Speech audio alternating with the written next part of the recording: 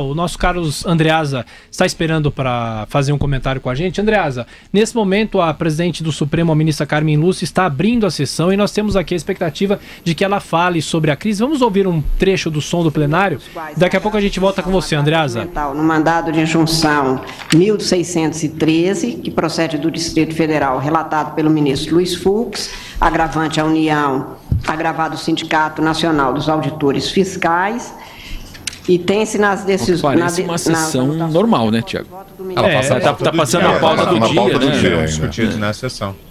Ô, Andreasa, a gente passa a bola para você, a gente continua monitorando a fala da ministra Carmen Lúcia. Assim que ela começar a falar, eventualmente se falar sobre a crise, aí a gente te interrompe e a gente coloca o trecho dela falando. Mas é bom lembrar o seguinte, a gente entrevistou agora há pouco o deputado Miro Teixeira e o ex-presidente Fernando Henrique Cardoso já está também falando sobre renúncia. Será que hoje, às 4 horas da tarde, o presidente da República vem e fala em renúncia? Você acredita nisso? Carlos Andreasa, por imagens.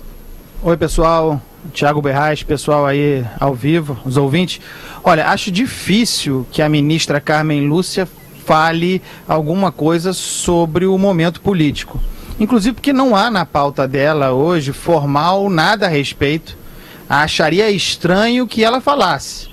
Inclusive sendo ela, não por culpa própria, cotada à presidência, né? Nessa eventual e cada vez mais provável disputa indireta, né? Ela é um nome.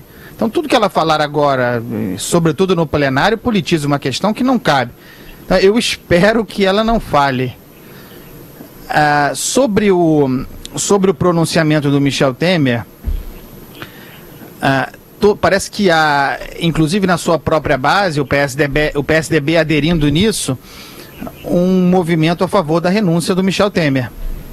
Até aí tudo bem.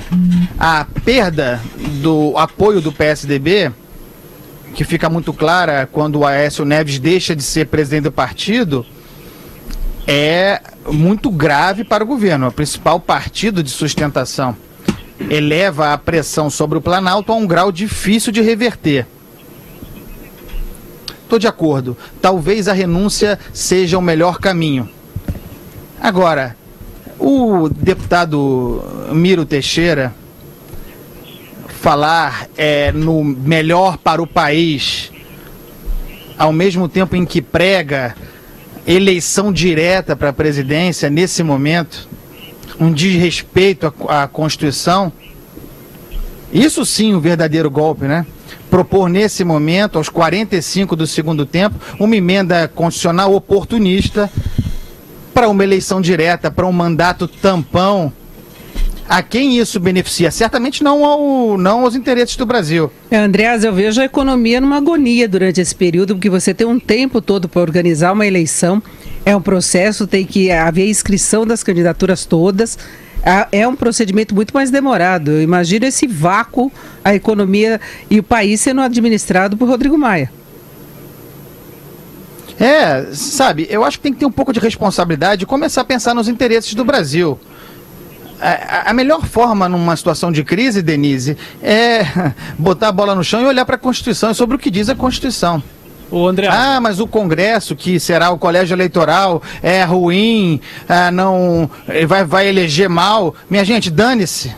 É melhor que a gente cumpra as leis. Olha, eu acabei de Thiago. Eu acabei de receber aqui a nota enviada em instantes pela equipe do senador Aécio Neves, dizendo o seguinte: o senador Aécio Neves foi surpreendido hoje com a gravidade das medidas autorizadas pela Justiça a partir da reunião havida com o senhor Joesley Batista. Tratou-se única e exclusivamente de uma relação entre pessoas privadas em que o senador solicitou apoio para cobrir custos da defesa dele, já que não dispunha de recursos para tal. Foi proposta, em primeiro lugar, a venda ao executivo de um apartamento de propriedade da família. O delator propôs, entretanto, já atendendo aos interesses da delação, emprestar recursos lícitos provenientes da empresa dele, o que ocorreu sem qualquer contrapartida, sem qualquer ato que mesmo remotamente possa ser considerado ilegal, ou mesmo que tenha qualquer relação com o setor público. A nota segue dizendo o seguinte: o senador lamenta profundamente as versões que têm sido divulgadas sobre o caso e com serenidade e firmeza vai demonstrar a correção das ações e dos familiares e a farsa de que foi vítima e foi montada, na opinião dele, pelo delator de forma premeditada e criminosa, induzindo as conversas para alcançar os objetivos. A nota, na verdade, é assinada pelo advogado do senador Aécio Neves, José Eduardo Alckmin. É o sobrenome do advogado. Thiago. Então é o caso do Aécio Neves tomar mais cuidado com quem ele pede dinheiro emprestado, né? Para evitar esse tipo de situação, né? Para evitar esse tipo de constrangimento. Ainda que isso, de fato, o sujeito, o tal do Joesley, premeditou o troço, né? A gravação. Essa é outra conversa. Agora, André... ainda que esse caso específico, Denise, seja isso que ele alega, uma coisa pessoal, há uma outra acusação decorrente dessa delação, que ele teria recebido 60 milhões de reais em 2014, inclusive para compra de partido aliado. Né? Não, isso também foi uma operação pessoal? E a irmã dele não foi presa por causa de um eventual empréstimo que ele recebeu de um amigo, não é? Assim como o primo dele. Claro. A polícia não faria o que fez agora, hoje, né? Tem uma coisa que eu falei ontem, no primeiro momento, pedindo cautela. Acho que todo mundo está esperando a oportunidade de ouvir esses áudios, né? Inclusive o Temer, tá? Porque quem está implicado nisso, nessa altura do campeonato, espera uma chance de, ouvindo o negócio, encontrar alguma escapatória. Um tom que permita dizer, mas não era bem assim. Eu já ouvi dizer... a Mônica Bergamo publicou que o Temer reconhece o teor dessa conversa, mas que teria sido deturpado, que ele Temer, teria encorajado a mesada ao Eduardo Cunha por ter informações de que, coitado, a família do ex-deputado passava dificuldades, então era uma questão humanitária. Para vocês verem em que lugar do mundo nós estamos. Agora, Andreas, tem um problema aí. O Fachin, ele acabou homologando a delação premiada dos proprietários da JBS, só que ele ainda não liberou os áudios. Ele ainda não autorizou a divulgação. Então, se isso não acontecer, não pode divulgar, até porque envolve o presidente.